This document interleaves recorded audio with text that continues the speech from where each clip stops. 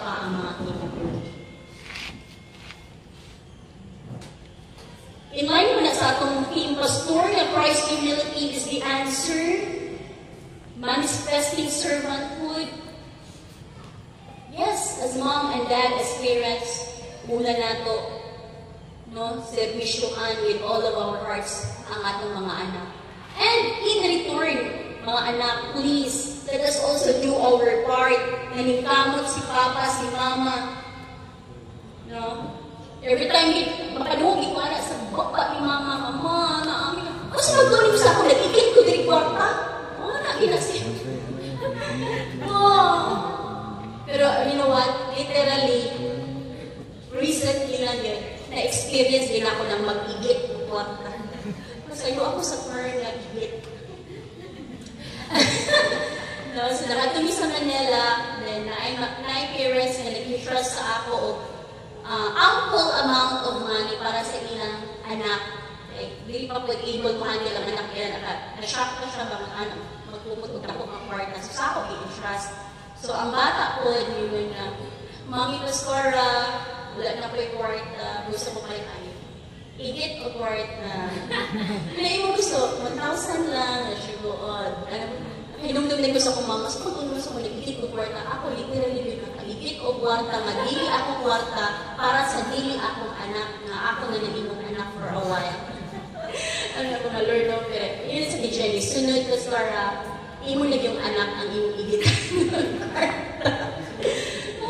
Hallelujah, praise God. So, kung si Pablo sa unang panahon, dili na yung ibago ng sitwasyon na to. Even in the times, pag yun nila, Pablo, I'm sure in the Old Testament, ginatudlo na sa church. Ginatudlo na sa church.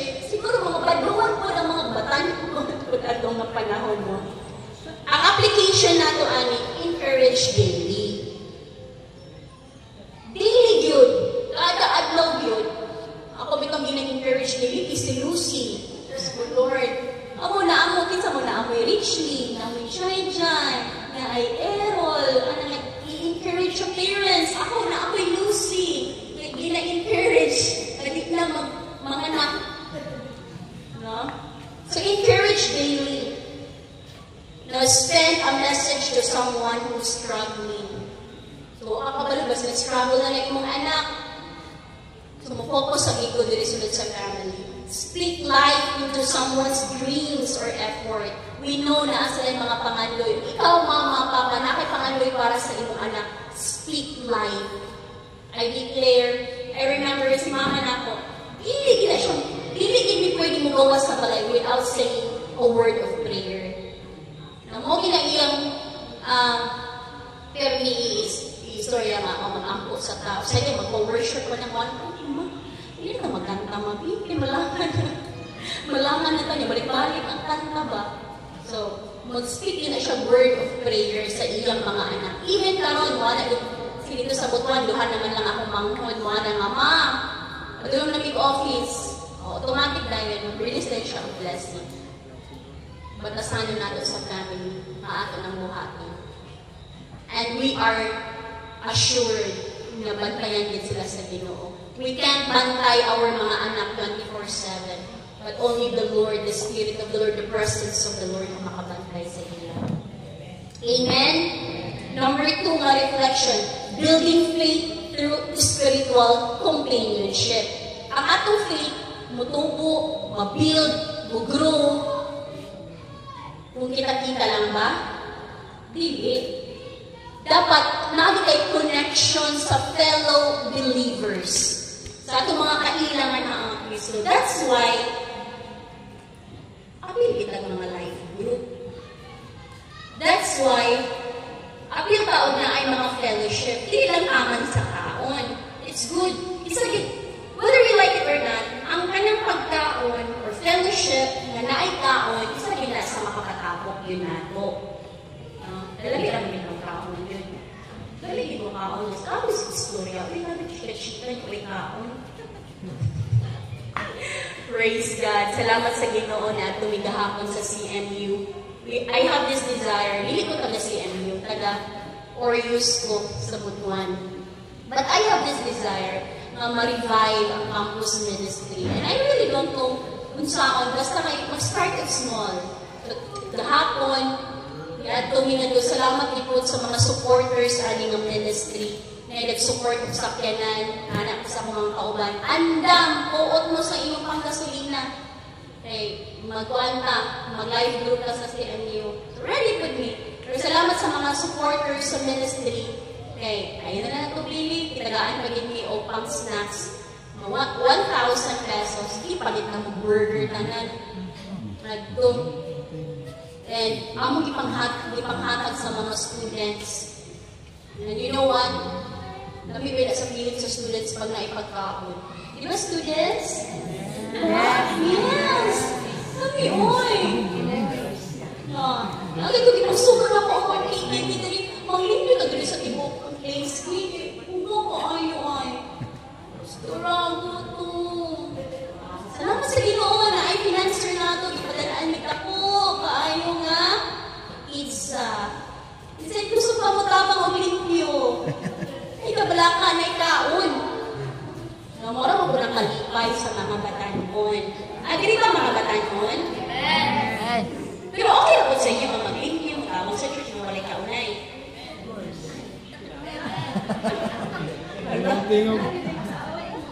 Okay na sa inyo? Okay na po. Ay, palang tao na ginawa ko kaya. Ayoko. Pero, as a pastor, na naman yung kamot, ibayakod ko nga. Kaya bang makita o pamaagi para makakauna akong nakakatan. Salamat sa mga supporters. Ang supporters ba yun? Iyon ba yung mama o papa? Gusto na na-quarter ka kaya mo anak mo limpyo na sa CR. Okay. Pauna pastora ha. Dili ba na siya kabalo mo limpyo CR sa akong balay. So, at least man lang pag-anda mo mga batanon, one of these days, i-rolling ka mo sa CR. Isa-isa mo dito or by prayers. Sa labi na wala na experience. Okay na sa inyo, mama? Pero grabe, ang pastor na mo, ako anak, ipalimpyo ko CR. Huwag ako nag-ipalimpyo dito sa among balay. Ay, mama nag-volunteer. Salamat, mama. Salamat. So, at least with the approval sa parents. Pero nga itong CR, di ko actually, gilimpyuhan na sa inyong mga magaan. Nabragamay na lang daw inyong gilimpyuhanan. Praise God. So, building faith through spiritual companionship, we cannot live without our brothers and sisters. Mangita, ikaw kapariho ni mong faith. Dili ka makaserve na ikaw na isa. Dahil itong mga lagad ka sa Ginoo, first and foremost, next to the people, kung away ka uman. Diba? The more the merrier. Labi na panay. Labi ka ako natuwan niya daw. Invited ka tanan. So, praise God. Okay, application, Annie. Building up others. So, ang pag-build up sa uba, hindi na tangan sa words, of wisdom, hope, encourage. Anak, kaya na din mo. Ay, gano'n kaya nga. Out of 10, 3 naman yung nakuha. Bulog, ikaw bata ka. Yan na ba? Kasunod mo lagi ang bata ko. Uy, dapat maningkamot ko. Lahi ang motivation sa bata. Ano gusto siyang excel? Because every time na i-check sa parents ang iyang achievements or iyang mga output, kaya bang ubos ba? So, ayun yung motivation, maningkamot ko. Kaya para ma-proud siya mga sa ako, kaya kung dili kayo makasok. Lahi yung motivation. Whereas, kung hindi nga, one right mo kuha na, it's okay. You can do better next time. Kaya, hindi mo. Okay rin tayo sa mama. Basta pwede na sa 0. Talagang, dili lang kung makapasakit din sa heart sa bata. Hindi na ko rin malimpan yung example. Namingan siya ba? Pa, kuhaan ba ako? 3rd honor. Ha? 3rd honor ka? Si kuhaan mo na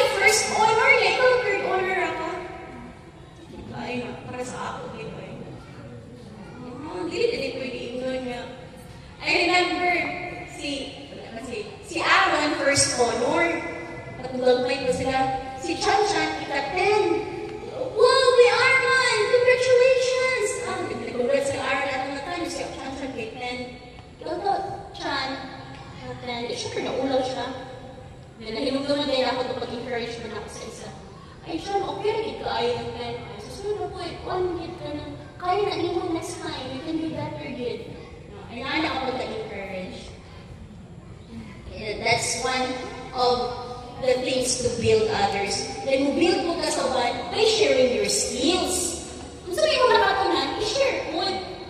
Mawag ka na malipay ko, maka ang parents or a family is a family of medicine. Nga, diba, ang mga anak, mga doctors mo, mga, kung ikaw, family of engineer mo ka, ay, hindi mo ko engineer pa sir, pero engineer, magpala ko kuya. Kaya yabon. Di ba may engineer ang pamilya, pero engineer magpala ko na kuya. Kaya yabon na. Kung teachers, di ba? Teachers, but it's because napasa ang skills, napasa ang imong anointing. Kung pastors imong parents, di ba? Na may mga tao na nagdali ng mga one students na pastors ilang parents. Pastor, gihap na. So, ilan ang way of building up. Hindi lang tama sa words, wisdom, even also ang atong mga talents. Then, reflection number 3. Walking faithfully one step at a time.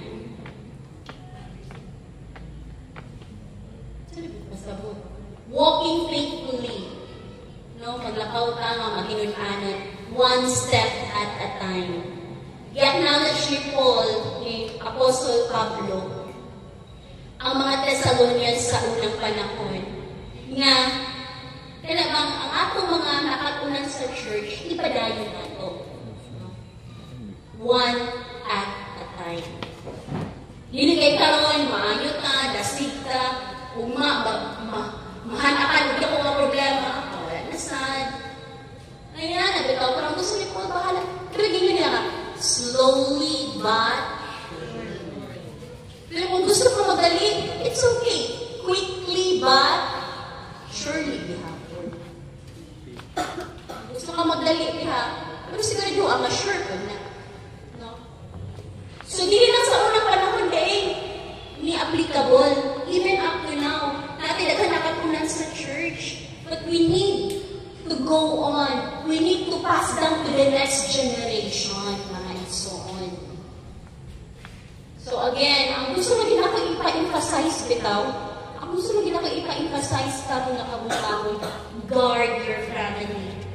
Build each others up. Kung naman tayo una nga servisyon, please, unahon na ito ang mga anak. Kung gamay pa man, ayahay ka ayo, kay naapatay taas, na chance. I'm sure na uban ninyo nga, sus, kung nakabalo lang iko sa kamatuuran, sus, kung nakabalo lang iko, ilalang iko kang Jesus makakatapag, i-apply ginawa ko sa akong mga anak. But still, kung naaka sa sitwasyon ngayon, anak, it's never too late. It's not yet too late. As long as we have breath, we can still bring them to the kingdom of God. That's why mo nangingingon din si Pablo pag binasigay ka mo. Kaya gusto ni Lord na ang church na iyang dalhon ngadto sa langit is katong mga tarong na kasing-kasing, na ay tarong na relasyon sa sulod sa pamilya, na ay tarong na relasyon sulod sa community, na ay tarong na relasyon labaw o una sa kanan kay Lord Jesus. Amen! Ano mo nakatunan? Yes. No? Gusto na ginako nga ang JIL family, ano bang, no one left behind. Version sa the message, no one left out, no one left behind. Wala'y mabiyaan. Gusto na, nabiyaan man ang akong isa ka anak, nabiyaan akong pana, or akong asawa. Again, it's not yet too late. It's never too late. We have Lord Jesus Christ. So we can still, draw near to God with all of our hearts. Kung atong tinguhaon, praise the Lord sa sa mga naing pamilya nga kompleto na, magasimba, no, nga all together, naagin diha kay Lord, praise God. Pero kung dili ka kompleto, it's okay. It's okay. God is still at work sa inyong kinabuhi o sa akong kinabuhi, mga igsoon. That's why, to build each other up. So, wala tayo panganak for no reason. No? Di panganak ka, no, to encourage one another. And before we can serve others, let us serve first our family. Okay, whether we like it or not, naaging mga mata na magmasid-masid na, uy, gasid-masid pa, pero huwag niya natarong ang iyong mana. Uy, gasid-masid pa, huwag niya natarong iyong asawa. Huwag niya natarong iyong mga anak. Pero don't be condemned. Ayaw lang kita condemn. Okay? Mo din nag-istorya nila, mo din nag-inject sa enemy. Don't be condemned. Kaya istorya na sa enemy para mapaan ka, ma-discourage. Pero hindi na mo itumungtinguhan ni Lord. No? All the more, kapag makaduhog ka mo na all the more na mudul ka kay Lord. Because we don't want them na lilikod madala when the time na maabot na si Jesus. Moro man na atong tumungtinguha mga isuon.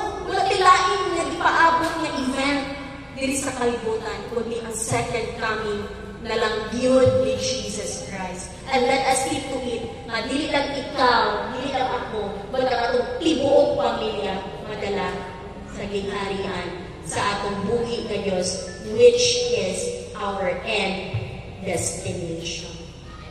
Amen?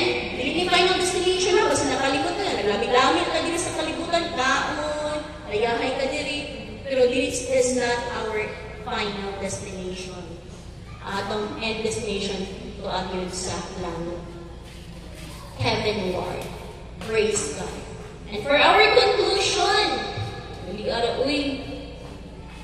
a conclusion, let me read. The world can feel lonely and hard sometimes, mga igsoon. But this verse, na build each other sa paginasigay ka mo, nag-remind ka na itong tanan to be kind and encouraging. A kind word. Hindi lang puro kasuko, puro yaw-yaw, puro kanang pagpuna, but kanang maayo mga pamulo nga magawas sa atong baba.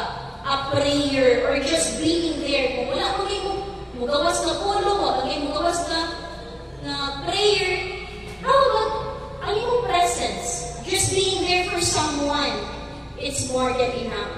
Enough na makatabang, na ma-feel nila ang love and support. And whether we like it or not, ang mga tao nga, man or women, men and women of few words. Pero kung ang ilang presence na, ang present lang sila, naan sila nila para sa imo, para sa ako, it's more than enough.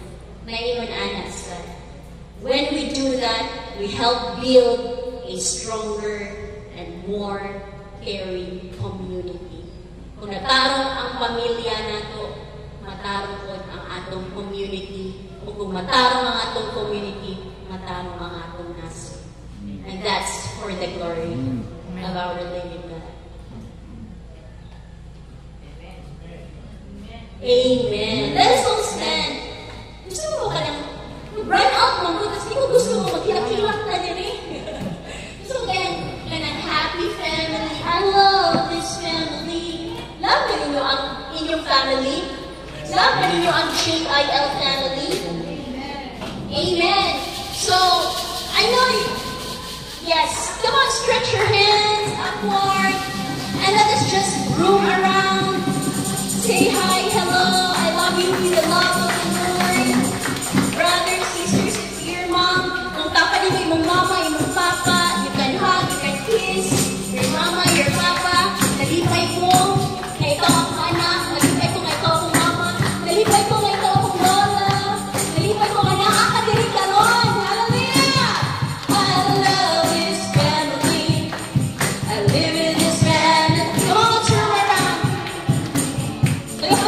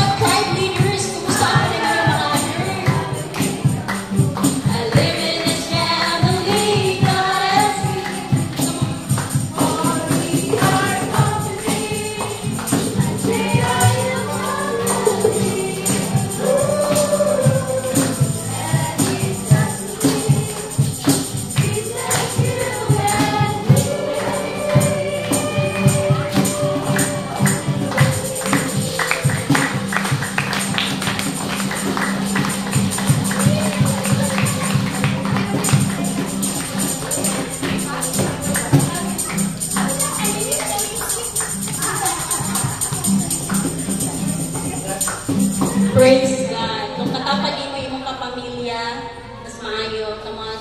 Let us pray. Father God in heaven, salamat o God sa imong gift, Lord, na gihatag sa amo. And that is the gift of family. So naman may una nga servisyoan, alagaran, Ginoo. That is our family, O God. Bago mo adto sa among community, Lord. And thank you, Lord God, sa imong kinaiyahan na yung libutang sa matagusan ng mga kasing-kasing that enables us, Lord God, to bless, Lord God, my family, our families, Lord, our loved ones, oh God, in the name of Jesus. Tabangin mi, Lord God, ang maduol mi permi kanimo, di malayo sa imong presence, oh God, kung naamay mga dili pagsilabtanay, naamay, Lord God, problema, Lord God, sulod sa family. I pray, but Lord God, na ikaw ang mahimong solusyon in the name of Jesus. Be the center sa matag pamilya, oh God. Wala man diri akong papa, wala man diri akong mama, wala man diri akong mga igsoon. Kung ako ra man isang na diri, Lord God, I pray, Lord, I will represent, Lord God, as to stand, Lord God, in the gap for my family, in the name of Jesus. And right now, Lord, I bless all the fathers, all the men of this church. They will rise up, they will stand up, Lord God, for righteousness, and they will be the one to protect their family. I bless all the mothers of this church. Salamat sa wisdom na imong ihatag sa mga inahan, even sa women of this church. Salamat sa kasing-kasing, oh God, to serve you, una sa tanan, to serve the family, Lord God, and then the community, and all the children, Lord God, ang akong mga pag-ampo, ang tanan ng mga kabataan, diri sa church, Lord God, mahimo silang obedient sa ilang parents, mahimo silang submissive sa ilang parents, oh God, mahimo silang makinumanon, Lord God, sa ilang parents, and Lord God, I pray, Lord God, na tabangan nimo sila kung unsa man po dagilang mga struggles in life, Lord, first and foremost, sa imo sila unang unuol, next to their parents, oh God, and next, Lord God, to their ates and kuyas in the Lord, Lord God. Salamat, Ginoo, kami tanan as JIL family, bind us with your love, Lord God, let the favor of the Lord be upon us, the blessings of the Lord be upon us, the blessing of the Lord be upon, Lord, sa among trabaho, sa among mga panginabuhian, sa businesses, sa farms, in the name of Jesus, and continue to preserve our lives, oh God, kaning ang kinabuhi, madayon na maghatag, magdumo, maghimaya sa imong buhing pangalan, Ginoo. Daghang salamat, Lord, sa mensahe na imong ipaabot sa matagusa, among kapagabalikan sa kanang dumo, himaya, pagpasalamat sa pangalan ni Jesus, and everyone will say, Amen. Let us sit down. Let's go to our tithes and offering.